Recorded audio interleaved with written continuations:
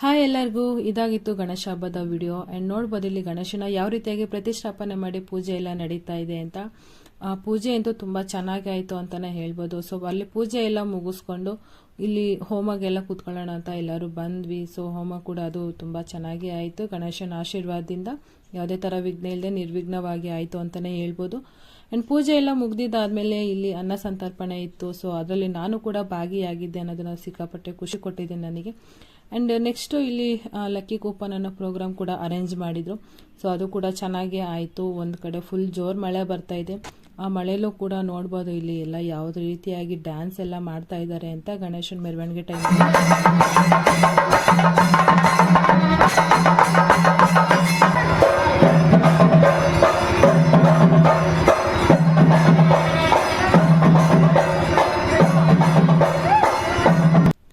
ಇದಾಗಿತ್ತು ಗಣೇಶನ video. Next ಇನ್ನೊಂದು ಒಳ್ಳೆ ವಿಡಿಯೋ ಮೂಲಕ ಬರೋಣ ಅಂತ ಹೇಳ್ತಾ ಥ್ಯಾಂಕ್ ಯು ಫಾರ್ ವಾಚಿಂಗ್.